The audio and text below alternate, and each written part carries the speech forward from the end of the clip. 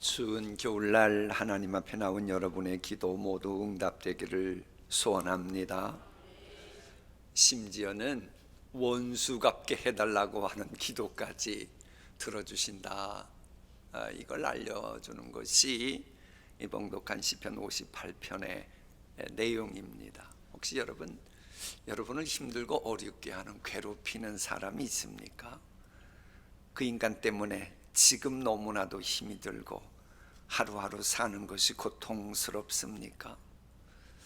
근데 어느 날 그 인간을 내가 복수할 기회가 왔어요. 한순간에 그 인간을 날릴 수 있는 찬스가 왔습니다. 그때 여러분은 어떻게 하시겠습니까? 확 날려버리겠습니까? 아니면 하나님께 맡기고 툴툴 털어버리시겠습니까? 다윗은 어떻게 했을까요? 말도 안 되는 논리 끌어다가 죄 없는 사람 이용해 먹고 결국은 죽이려고 하는 사울왕 때문에 지금도 노숙자처럼 살아야 하고 하루하루 피마르게 도망자로 이곳저곳 떠돌아다녀야 했어요. 산적이 아닌데도 굴에서 참이 처자식이고 먹고 살아야 되니 이게 참 모양새가 너무 안 좋아요. 그 왼수 같은 인간 때문에 그런 거예요. 그런데 드디어 그 왼수 같은 인간을 죽일 기회가 온 거예요. 그런데도 다윗은 죽이지 않고 이렇게 말합니다. 오늘 왕의 생명을 내가 중히 여기고 죽이지 않은 것 같이 나의 생명도 하나님께서 중히 여기셔서 모든 환난에서 나를 구하여 내시기를 바라나이다. 이게 원수 죽일 기회가 왔음에도 그 원수에게 이런 말 하면서 살려주는 그 다윗의 마음은 어떠했을 것 같습니까? 저 인간 때문에 요즘 사는 게 아닌데 저 인간 한순간 날릴 수 있는 찬스가 왔구나. 그런데도 찬스 사용하지 않고 그저 살려주는 그 다윗의 마음은 편했을까요? 그때 다윗의 심경은 어떠했을까요? 하나님께 모든 거 맡기고 그저 나는 내 길 가자 툴툴 털어버리기가 쉬웠을까요? 여러분은 그랬을지 몰라도 다윗은 쉽지가 않았습니다. 결코 쉽지가 않았어요. 이런 다윗의 심경을 대변해 주는 것이 오늘 봉독할 그 말씀이 나오는 사무엘상 26장이고 시편 58편에 고스란히 잘 나와 있습니다. 그러니까 다윗은 사울왕이 하나님의 기름 부음 받은 종이라서 죽이지는 못하지만 대신 그 하나님의 기름 부음 받은 왕을 제대로 보필하지 못하는 아브넬과 주위 사람들을 향해 직격탄을 날립니다. 사울왕이 다윗을 죽이자고 반역자라고 그리고는 강요회의에서 결정을 해버린 겁니다. 그럼 반역자면 어떻게 돼요? 온 국민이 나서서 다윗 죽여도 살인죄가 적용이 안 되는 상황이 강요회의에서 결정된 거예요. 옛날 같으면 어전회의에서 결정된 겁니다. 그 결정을 듣고 본인이 고통당하면서 갑자기 사울왕 그 인간도 못된 인간이지만 그보다 더 못된 인간은 주변에서 침묵 지키고 있는 그 강요들이다 이렇게 나가는 겁니다. 그래서 시편 58편 1절은 이렇게 시작돼요. 통치자들아 너희가 정의를 말해야 하거늘 어찌 잠잠하냐. 인자들아 너희가 올바르게 판결해야 하거늘 어찌 잠잠하냐. 다윗 보기에 사울을 보좌하던 사람들 중에는 앞장서서 다윗을 죽이려고 하는 사람들도 있었지만 수동적으로 의로운 자가 밖에 당하는 것을 방관하는 자들이 있었던 거예요. 사울 왕이 다른 사람을 불의하게 대하고 진노를 쏟을 때에 그저 입만 다물고 있는 인간들을 향해서 지금 다윗은 분노하고 있는 겁니다. 시편 기자는 이들에게 왜 침묵하고 있는지, 왜 잠잠하고 있는지 질문 던지는 거예요. 여러분, 침묵이 뭐예요? 침묵은 상대방을 동의하고 인정한다고 하는 의미로 해석됩니다. 그러니까는 죄 없는 사람 변호해 주지 않고 죄 없는 사람 지켜주지 않는 침묵은 결국 못된 죄악에 간접적으로 공범죄를 짓는 것으로 다윗은 해석하는 겁니다. 여러분, 인류 역사 보세요. 분명 잘못한 살인마들을 향해 그렇게도 올바로 지적했던 사람들을 어느 순간 잡아다가 끌어가지고 쥐도 새도 모르게 죽이는 일들이 있었고, 지금도 어느 나라에서는 일어나고 있다고 그러잖아요. 문제 있는 지도자들을 책망하는 의로운 선지자들 옥에 갇히고 죽임당한 경우가 얼마나 많았습니까? 판단하는 자리에 있는 아브넬을 비롯한 너희들을 하나님이 왜 권세 준 줄 아냐? 제발 공의를 행하고 정직한 사회 만들려고 하나님이 너희들을 그 자리에 앉혀준 게 아니냐. 근데도 마땅히 해야 될 의무를 다하지 않았으니 문제다. 의로운 자를 심판하고 힘을 합하여 무지한 자를 도리어 넘어뜨리는데 침묵으로 동의하고 있으니 이거 진리 버리는 거 아니냐. 그런데도 회개하고 뉘우치기는커녕 오히려 중심에 악을 행하여 땅에서 너희 손으로 폭력을 달아주는도다. 여러분, 저 말씀 보면 악을 숨기고 있다, 품고 있다고 말하지 않아요. 악을 행한다라고 단정적으로 말합니다. 여러분, 사람의 마음은요, 내면에 있는 작업장과도 같습니다. 지하에 있는 공장과도 같아요. 거기서 사람들이 마음 깊은 데서, 악인들은 그런다는 거예요, 작업하듯이 악한 계획을 짠다는 거예요. 그리고는 지하 공장에서 그 위조하듯이 기막히게 상대방을 무너뜨릴 괴계를 부리고, 그리고는 명분을 거기에서 만든다는 겁니다. 그러니 이게 참 악을 마음에 품고 있는 것부터가 이미 악을 행한다라고 보고, 실은 그래서 우리 예수님도 이미 마음속에 미워함이 있으면 밖으로 살인하는 것으로 간주하신 거지요. 마음으로 죄 짓는 사람이 환경 여건이 허락되면 죄를 짓지 않겠습니까? 진실로 우리가 잘못되기를 바라는 어둠의 세력은 이제 어떤 인간들이냐? 손으로 폭력을 달아주는 사람들이라고. 이 시편 58편 앞부분에는 그렇게 돼 있어요. 그런 인간들이니 하나님 이렇게 무지막지하게 심판해 주십시오라고 하는 기도가 나온 겁니다. 여러분, 손으로 무게를 단다, 이건 누구를 말해요? 상인들이거든요. 상인들이 저울에 물건을 달 때 옛날에는 손저울이 있었죠. 혹시 손저울 기억하세요? 양쪽 무게를 기가 막히게 알아맞추는 겁니다. 이게 지금 본문의 배경입니다. 그러니까 이 상인들은 그들이 사고 파는 물건의 무게를 정확하게 답니다. 그들은 무게를 대충 재지 않습니다. 시편 기자는 손으로 폭력을 달아주는도다라고 말하는 의미가 뭐예요? 이 악한 인간들이 악을 행할 때는 대충 악을 행하는 게 아니라는 거예요. 정확하게, 철저하게, 기술적으로 압제합니다. 예수님께서는 우리가 뱀보다 지혜로울 것을 교훈하셨는데 해서 뱀처럼 손으로 폭력을 달아주는 인간의 특징을 우리가 알아야 돼요.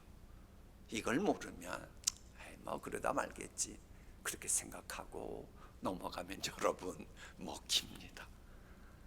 이 손으로 폭력을 달아주는 인간들은 어떻게 악을 행해야 되는지 그것까지 잽니다. 또 케이스 바이 케이스다. 그리고는 어떤 사람을 향해서는 교회를 다닌데 그럴 때는 어떻게 고통을 줘야 되고 그 인간은 얼마만큼 고통을 견딜 수 있는 것까지 잽니다. 계산합니다. 또 특정 기간에 어느 정도의 고통을 가해야 그 인간이 내 앞에 무릎 꿇겠지, 이것까지 기억해냅니다. 무섭지 않아요?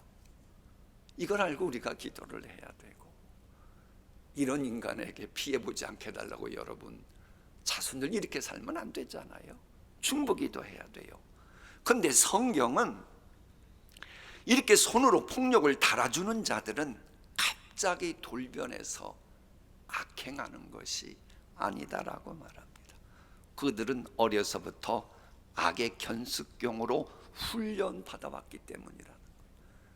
그러니까 지금까지 말씀드린 것처럼 악을 계획하는데 이리저리 죄고 계산까지 하는 이런 악인들은요, 어쩌다가 화나서 그러는 게 아니라는 거예요. 하나님 보시기에는 그 인간들은 이미 환경 여건부터가 그랬다라고 하는 것을 성경은 지적하는 거예요. 악의 견습공으로 훈련받았다. 그래서 3절 말씀이 뭐예요? 우리 함께 읽어볼까요? 악인은 모태에서부터 멀어졌으며 나면서부터 곁길로 나아가 거짓을 말하는도다. 이게 어려서부터 걸어야 될 길에서 이미 멀어져 버린 거예요. 곁길로 나가버린 거예요. 근데 흥미로운 것은 이런 악인들은요, 또 하나 특징이 누가 무슨 말을 해도 듣지 않는 귀머거리 독사라고 말합니다. 성경이 그렇게 귀머거리 독사다라고 표현하는데, 여러분 중동 지방에서는 코브라를 조종하는 이런 술사들이 있었다고 합니다. 이 프랑스와 어규스트라고 하는 분의 책에 소개된 내용입니다. 어느 날 밤 뱀이 우리가 머무는 캠프에 들어왔다. 우리 중에는 캐나다 사람이 있었는데 그는 블룻을 불 줄 아는 사람이었다. 우리가 다 도망갈 수 있도록 그는 블룻을 들고서 그 뱀에게 다가갔다. 그가 다가서자 뱀은 저기를 붕고서 공격 자세를 취했다. 당당한 방울뱀은 꼬리를 원형으로 감고 머리를 납작하게 만들고 뺨에 공기를 잔뜩 불어넣듯이 부풀리고 입술을 좁히고 독이 있는 송곳니와 목구멍을 드러냈다. 두 줄기 불길처럼 혓바닥을 날름거리고 숯불이 타는 것처럼 두 눈이 빨갛게 타올랐다. 그것은 꼬리를 흔들면서 죽음의 소리를 내면서 앞으로 전진했으며 증기를 발산하듯 꼬리를 빠르게 흔들고 있었다. 이런 상황인 것 같아요. 근데 이때 이제 캐나다 사람이 블룻을 불었더니 뱀이 깜짝 놀라면서 머리를 뒤로 돌리고 마술에 걸린 듯 눈에서는 맹렬한 분노가 사라지고 흔들어대던 꼬리도 늘어졌고 꼬리로 내던 소리도 작아지더니 캐나다 사람의 뒤를 쫓아서 그냥 기어나가서 우리 모두는 안전했다. 이게 뭐냐? 술사의 말을 듣는 코브라 뱀입니다. 이처럼 사람 가운데는요, 분기 충천할 때도 있고 얼굴이 울그락불그락 할 때도 있어요. 여러분도 그러실 때 있었어요? 여러분들은 그런 일 없으셨으니 얼마나 감사한지요. 아무리 울그락불그락하고 분기 충천해도요, 대부분은 옳은 소리 들으면 막 씩씩거리다가도 분노를 가라앉힙니다. 차분해집니다. 그리고 이성을 회복합니다. 그런데 어떤 악인들은 예수님이 말씀하셔도 귀를 막아버리는 귀머거리 독사들이 있다는 거예요. 도대체가 아무리 옳은 진리를 외쳐도 귀를 막아버리는 독사다. 그러면 방법은 하나밖에 없어요. 하나님이 심판하실 수밖에 없습니다. 하나님은 술사의 말을 따르지 않는 독사처럼 강박한 악인들이 더 이상 악한 언행 심사를 하지 못하도록 이를 꺾어버리시고 성경은 아예 송곳니를 뽑아내시고 꺾으신다고 말합니다. 이 악인들의 영향력이 얼마나 큰지 젊은 사자 같을지라도 젊은 사자의 어금니를 꺾으신다는 거예요. 그리고 이 다윗은 이 악인을 젊은 사자로 비유하는 겁니다. 젊은 사자가 누굽니까? 이것은 얼마나 힘이 많고 그 분노가 절정에 달하면 참 건드리기 힘든 게 젊은 사자입니다. 아무리 그래도 하나님께서 우리 동신교회 교인들을 건드리려고 하면 그 젊은 사자의 송곳니를 꺾어 버리실 줄 믿습니다. 다윗이 원수들의 냉혹한 세력을 더 이상 좌시하지 말달라고 하나님께 기도한 거예요.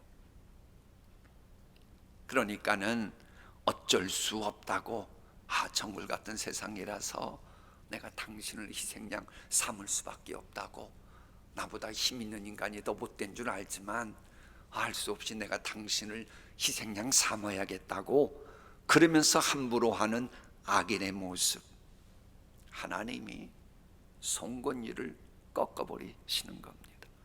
다윗이 이런 기도를 드리고 난 후에 하나님께서는 다윗의 기도대로 대적들을 심판하시죠. 7절 말씀대로 저희는 흐르는 물같이 사라지게 하시며, 이 전 말씀 해석을 이제 중동 상황까지 보면서 이해를 해야 되는데, 그거와 관련돼서는 존 캠벨이라고 하는 분이 연구한 게 있어요. 이 팔레스틴에 있는 시냇물은 약 3km 정도 막 흐른답니다. 그러다가 이제 밑으로 사라진대요. 그러다가 다시 3km 정도 지나가면 시냇물이 또 나타난대요. 그러다가 앞으로 계속될 것이라고 하는 희망은 그럼 또 가질 거 아니에요. 그런데 1km도 되지 않아서 완전히 모래 밑으로 가라앉고 말고 다시는 나타나지 않는다는 거예요. 그럼 다윗이 이런 기도 왜 드린 거예요? 악인이 기승을 부리면서 여러분을 막 힘들고 어렵게 덮치잖아요. 마치 시편 37편 말씀처럼 장마철에 무성한 풀처럼 막 자라는 것처럼 보입니다. 그거 보고 겁먹지 마라. 곧 있으면 저거 사라질 것이다. 그래서 이제 잠수하는 거예요. 또 다시 나타나는 거 보이면 또 간이 철렁할 수가 있어요. 놀랄 수 있어요. 그러나 그러지 마라. 완전히 사라지게 하신다. 요 고백을 다윗이 하나님께 하고 있는 거예요. 이처럼 여러분을 두렵게 하고 졸졸졸 따라다니면서 근심 걱정케 하는 악인들, 하나님께서는 흐르는 물같이 사라지게 하실 수 있는 분입니다. 그래 여러분은 말씀을 어기면서까지 원수 갚으려고 시간 낭비, 에너지 낭비하면서 속사람 병 들어가면 안 됩니다. 오히려 그 시간에 다윗처럼 기도하십시오. 그럼 하나님께서 알아서 물 사라지듯이 원수들이 시간 지나면 언제 그런 일이 있었냐는 듯이 여러분 주의 놀라운 은총과 행복을 만끽하게 될 겁니다. 그런 일이 있을 때에 저것들은 곧 사라질 것이지, 이걸 믿음의 눈으로 바라보는 그런 영안도 밝아지기를 소원합니다. 그런데 또 다윗이요, 지금 툴툴 털어버리지 못했다고 하는 게 지금 계속 나와요. 그 다음에 또 뭐냐, 겨누는 화살같이 꺾임 그런 은혜도 좀 베풀어 달라는 거예요. 악인들이 전쟁에 싸우러 나가잖아요. 뭔가 사업을 하겠다, 뭐 외교를 하겠다, 뭐 전쟁하러 드디어 나갈 때 그들이 들고 있는 화살이 있잖아요. 하나님 제발 조각조각 완전히 박살나게 해주시고 활의 시위줄은 끊어지게 하시며 화살은 부서지게 하시고 화살촉은 없어지게 하시고 끝이 무뎌지게 하옵소서. 이 기도해요. 그러면서 나를 괴롭히는 저 왼수 같은 아브날과 주변에 있는 그 인간들 모두 사라지게 하여 주옵소서. 이제 이러는 거예요. 그런데도 이 다윗은 뒤끝이 보통이 아니에요. 또 맺힌 게 아직도 응어리진 게 있어요. 그래서 이렇게 말합니다. 만기되지 못하여 출생한 아이가 햇빛을 보지 못함 같게 하소서. 그러니까는 저게 무슨 얘기예요? 이미 존재해요. 출생은 악이니까 근데 곧 있으면 사라지게 해달라는 거예요. 그러니까는 숨어 있다가 불시의 목표물을 공격합니다. 무시무시하고 아주 감당하기 힘듭니다. 그러나 하나님은 그들의 계획이 결코 태동만 존재하기만 했지 아무런 힘을 발휘하지 못하도록 여러분을 도와주시고 보호하시고 여러분을 해치려는 모든 계획에는 무산되게 하시는 겁니다. 혹 악인의 계획이 성취되는 것 같아도 그것은 일시적인 것에 불과하고 결국은 스스로에게만 피해를 주는 그런 꼴이 되도록 하나님이 모든 것 주장하시겠다는 거예요. 여러분이 생각해 보세요. 아니 끔찍해서 생각도 하지 마세요. 제가 설명만 할게. 내가 해산의 고통을 막 겪고 아기를 낳았어요. 그렇다고 둥신교회 목사가 아기 낳았다 그러면 하면 안 돼요. 그런데 그 아이가 곧 죽었어요. 그러면 내 해산의 고통은 너무 억울한 거 아닙니까? 주변 사람들 일껏 기대다가 실망 주는 거 아닙니까? 근데 하나님은 악인들의 계획을 그런 식으로 만드신다는 거예요. 솔직히 여러분, 은 30냥 벌었던 가룟 유다, 처음에는 뭔가 내 계획이 태어난 아기처럼 빚받다 한순간 그랬을지 모르지만 결국 어떻게 됐어요? 아무런 소용이 없었잖아요. 이 다윗이 기도했던 저 기도대로 된 겁니다.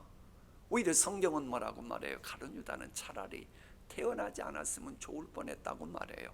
왜?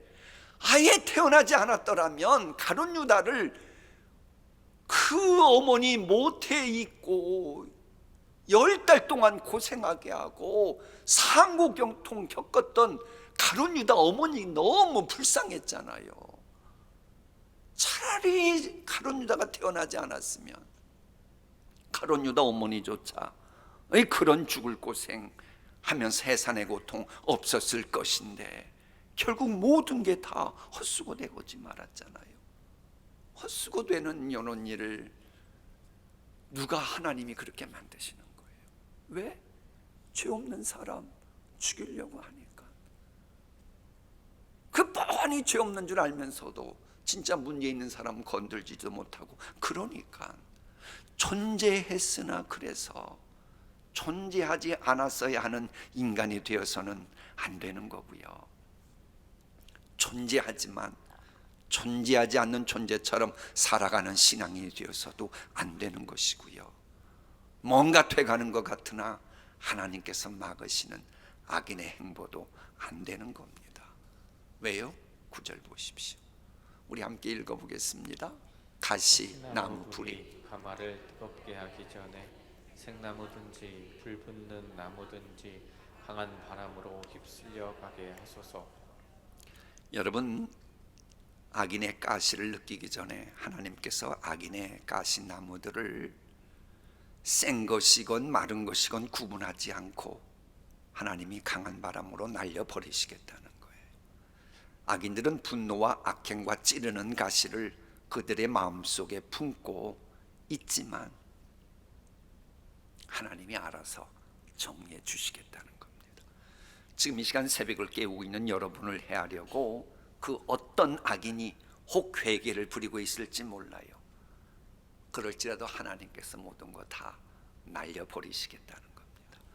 근데 여러분, 하나님은 이 다윗의 고백을 해. 이 다윗이 역시 훌륭한 시인이었던 게 그냥 불로 태운다 뭐 이러면 될 텐데 그러지 않고 하나님은 생 것도 태우시고 마른 것도 태우신다는 거예요. 여기에는 이 다윗이 하나님을 바라보는 이 하나님의 속성, 하나님의 전능성이 실은 또 담겨 있습니다. 보통 불이 있잖아요. 불이 마른 나무는 태우는데 괜찮습니다. 그런데 화력이 약한 불은 물에 젖은 것은 태워요, 못 태워요? 화력이 약한 불은 태우지 못해요. 화력이 아주 강하면 마른 것도 태우고 산불의 그 엄청난 화력 속에 그냥 생나무들도 다 태워버리듯이 마치 이걸 보듯이 다윗이 고백하고 있는 겁니다. 인간의 힘으로 어찌하지 못하는 악인도 하나님은 얼마든지 태워버리실 수가 있는 거예요. 이것을 좀 더 분석해서 말씀드리면, 아직 다른 사람에게 큰 해를 끼치지 못하면서도 못된 악인처럼 자라는, 지금 악인의 견습공 되어가는 인간이건, 그래서 여러분에게 해를 끼칠 수 있는 인간이건, 혹은 오래되고 말라서 견고해져서 다른 사람을 해치는데 아주 능숙해져 있고 습관적으로 지능적으로 상대방을 괴롭히고 있는 힘 있는 자들이건, 하나님이 만만 잡수시면 깨끗이 심판하신다는 거예요. 그래, 여러분의 자손들을 위해서도 여러분 중보기도 해야 돼요. 나중에 그런 일 당하지 않게 해달라고. 자, 보세요. 솥을 가마에 걸고 땔감을 밑에 놓고 기쁨의 축제를 누리고자 음식을 준비하고 있습니다. 악인들이 그렇게 다 모든 걸 짜놨어요. 그런데 저건 못된 인간이 하는 계획이거든요. 화살을 만드셔야겠대요. 그래서 갑자기 강한 바람, 폭풍이 막 태풍이 불어닥치게 한 겁니다. 그러면 어떻게 돼요?